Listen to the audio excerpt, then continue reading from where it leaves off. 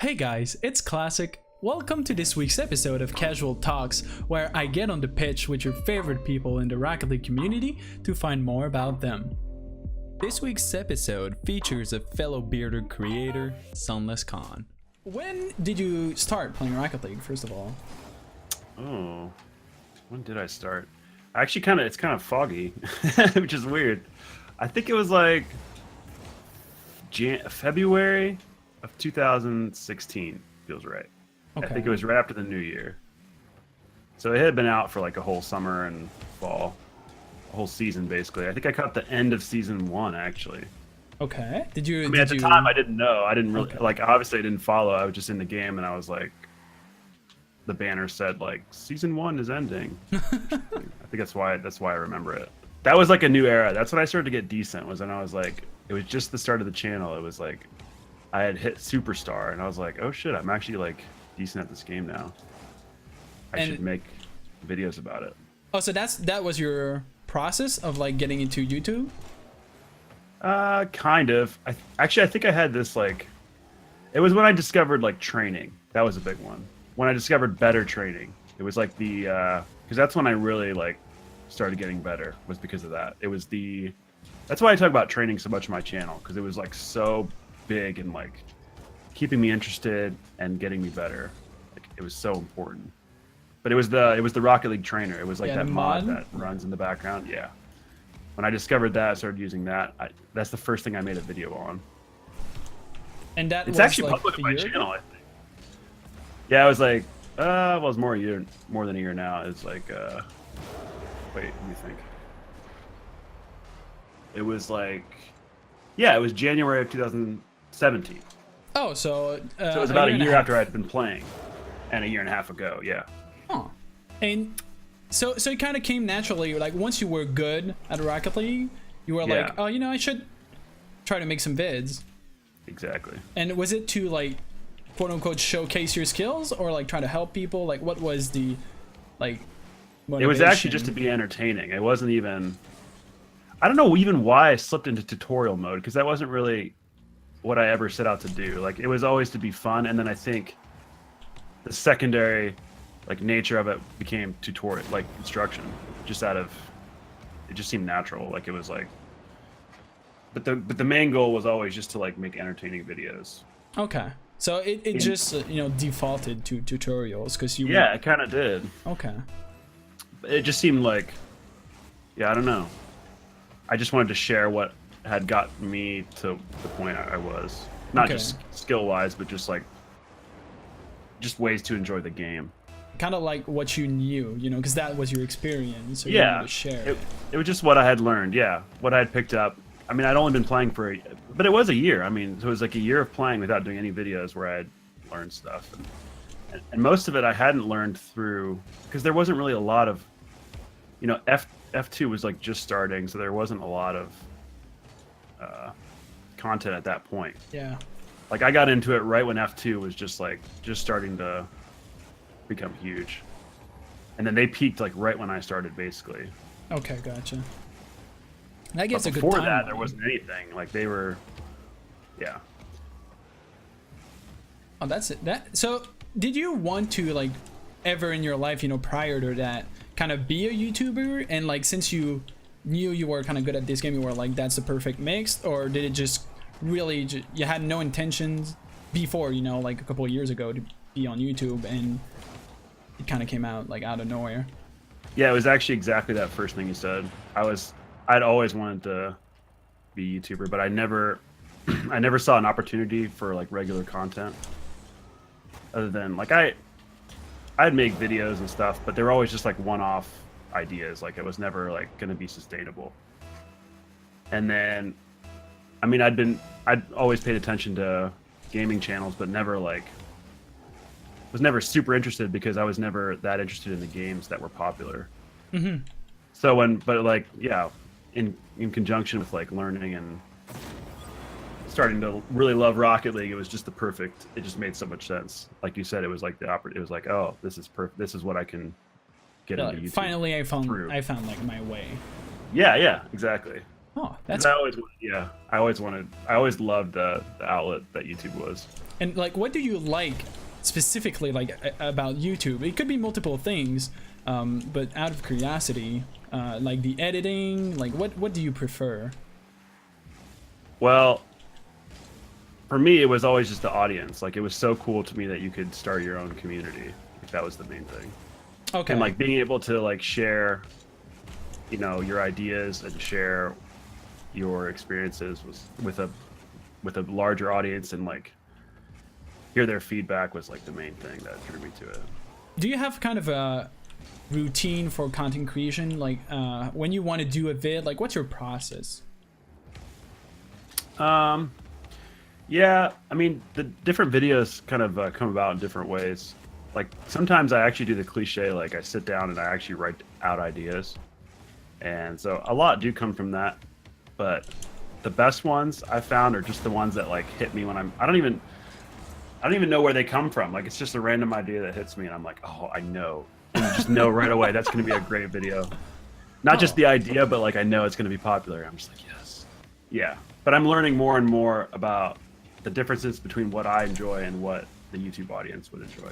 So that's a pretty important thing. And yeah, it's like back in the day, I would just make what I thought would be really great, and it kind of worked. But sometimes I would put a lot of energy into an idea that I really liked, but then it didn't do well at all because I didn't understand what people actually wanted to see. I understand that completely. So you have a better grasp of it, which kind of brings me, you know, when you started Why You Suck at Rocket League, it's kind of what the series that kind of, you know, propelled you at the start, if I'm not mistaken, right? Yeah. So did you expect it to like do so good when you were making that first one? No, I didn't. I thought it was actually still like, I was still goofing off at that point, so I definitely didn't think it was going to do that well. I had already made like 2 or 3 other videos that I didn't think were that great either. So this was just like another one of those. So yeah, you didn't expect it to kind of do so good. So were you feeling like pressured after that to make more? Of like no, that it wasn't. It was a good pressure. Okay. Yeah, I did feel like it was more like, oh yes, I get to make more. Like it wasn't pressure. It was like, oh yes, this one actually like some people like this. This is great. Now I can feel like I have an audience and I can really put myself into making more. Oh, that's great. And you know, speaking of like stuff that you would enjoy and that the audience enjoys, I've noticed in your channel you try a lot to do like kind of game show concepts. And is that something that was driven by like, oh, I would really like to see that and it's not done, so like I'm gonna do it? Is that where it comes from, or is there like an other motivator of doing like those kind of game shows? Yeah, 100%. It's not because they're popular, because they actually do terribly. Every type of game show I've done has not gone well, viewership wise. Okay. I've loved them, so that's an example of something that like I have to find a better way to make my audience interested in that, because I love game shows and I love like running them, and I don't know, I really like hosting them. So do you ever plan, you know, because you said your motivation for doing YouTube was both the love of Rocket League and also because you always wanted to do that, do you have kind of a set plan of like, if ever, you know, Rocket League, you just kind of stop enjoying it, will you continue as a creator, or are those like strongly tied together? Yeah, it's a good question, because they are really strongly tied together. Because it's not your job, right? You haven't. Correct. Job. Yeah, so it's not like something I need right now. It's just it's like, I mean, it is kind of like a second job, really. Yeah. So it is nice to have that as a second job, both to fill my time and for extra income. But the main thing is just like the passion that's driving it right now, and that comes from the game. Do you have you know, a weird habit about you that like people give you that kind of weird look, but you do it for yourself, or like something similar to that, that people would be like, what the fuck is going on? That's a good question. Food habits, then I eat a shit ton of saltine crackers. It's really weird. It's like my main staple snack. Okay. There's an example. Like constantly, like today I'll eat like 5 or 6 saltine crackers. I just will. I don't even know when I will, but I will. Fate? Yeah. It's my #1 snack. It's pretty weird because most people just have it in soup and stuff. But yeah. Another one is I cook quite a bit. I don't think people know that. Oh, so you're a chef. I'm a decent chef. And what do you like about cooking? You know, sometimes I've heard some people just enjoy making their own stuff, and for others it's like the creativity or like the power over that meal. What does it for you? That's a good question. I think it's mostly just fueled by how much I love food. Like it's not really about a craft or or the process. To me, it's just like I love food so much, so getting to make it just like makes sense. What would be your favorite alcohol? Oh, that's a good question. I think beer. Beer? Yeah, beer is my favorite alcohol. What type of beer? Well, let's see. My favorite beer it's actually a local beer. It's called SunlessKhan. It's from Indianapolis. And they actually make 3 or 4 beers, and they're all amazing. But the one I like the most is the cream ale. It's called Sunlight. SunlessKhan Sunlight. Because it has sun in it, right? Right. That's why I love it so much. Oh yeah, it's subconscious. That's actually hilarious. I didn't even think about that. I didn't know. That's so weird. You're totally right. I'm just narcissistic. Why I like it. Do you have kind of a best failure in your life that you feel like made you like a better person, or like made you go through some shit later in life that you were like, oh, thank God I felt at that point it was kind of a blessing in disguise? Or just something that was like really hard and it sucked, so it kind of leveled out everything that happened after, because you're like, at least it wasn't this bad. Yeah, actually I have a couple for sure. I think the biggest one was the college I went to. They require every student to do like a study service term. So it's like a semester abroad. So you sign up when you're a freshman, but it's like for later. So I went my junior year, and my freshman year I picked the country, and they had a couple that they offer, and Tanzania was one of them. So I chose to go to Tanzania.